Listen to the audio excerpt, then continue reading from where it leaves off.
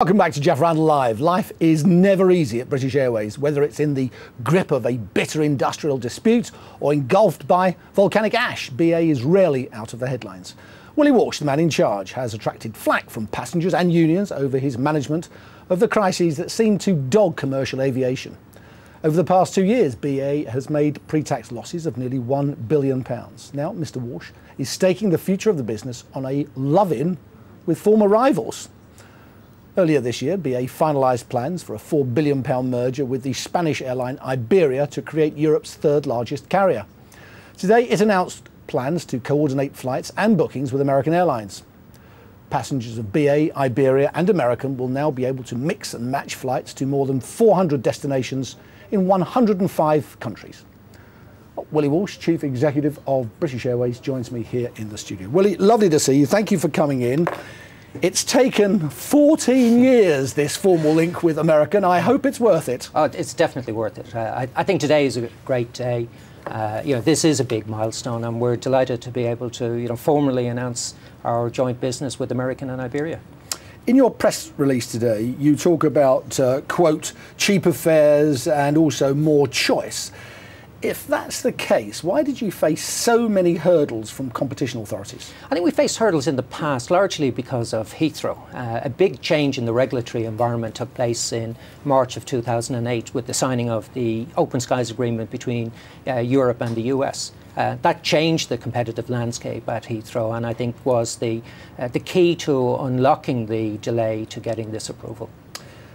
History tells us that consolidation, getting together of companies, normally leads to less competition and higher prices, and that's why businesses do it. And surely that is your motivation. No, I think consolidation in the airline industry has worked slightly differently to that, because what we're doing is we're putting the same amount of flying together in a better way.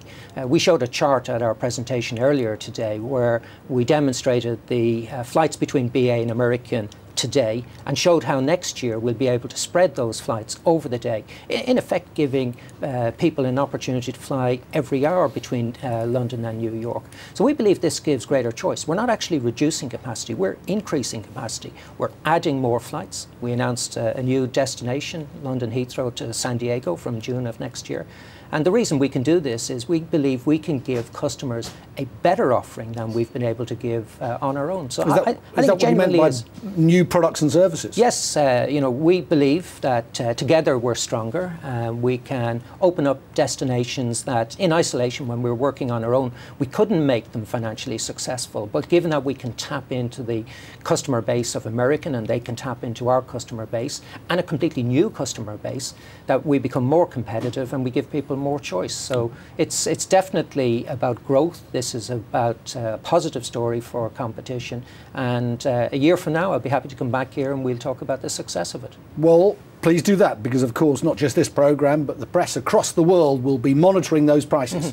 No, but I've no doubt that we will be able to demonstrate, and I think we've already done so to many of our frequent flyers, that this represents a better customer proposition. One of the things that frustrated our frequent flyers was their inability to earn and redeem miles on both of the major airlines, American and British Airways. Now you can fly on an American Airlines flight if you're a BA Exec Club member and earn miles. You can redeem miles and get on American Airlines flights. So it's a lot more to offer, and I genuinely believe customers are going to welcome this. What about all those management egos flying around? In the early days of British Airways, of course, and I'm going back way back when it was BOAC and BEA, part of the problem was tribalism.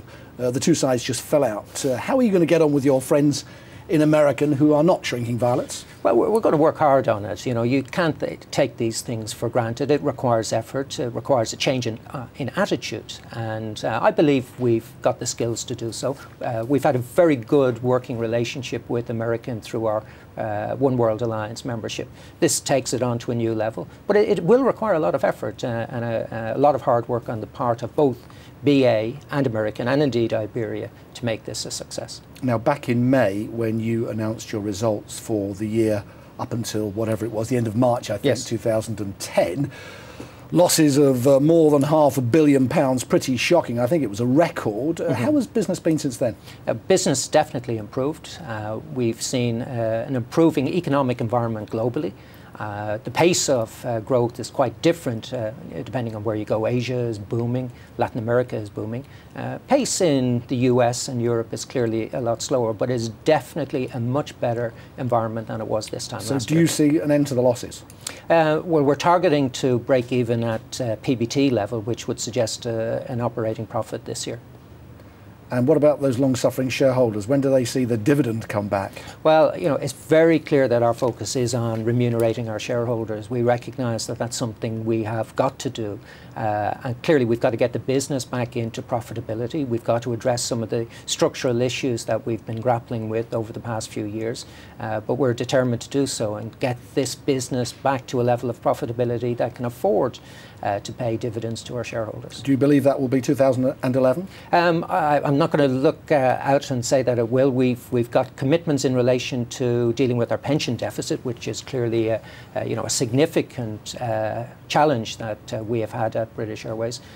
So we have to look and ensure that we're addressing that deficit first. But we are determined, absolutely determined, to get back to levels of profitability that allow us to continue to invest, but more importantly, from a shareholder point of view, allow us to pay a dividend. We'll come on to the pension deficit in a minute, a very important issue for you and other businesses, but let's talk about earlier this year. You operated much of the year under a cloud of a threat of strikes. It seems that your relationship with the unions and your staff is absolutely shocking. No, I don't agree. And I think many of your staff really do loathe you. What have you done? Why is that? No, You seem pretty reasonable.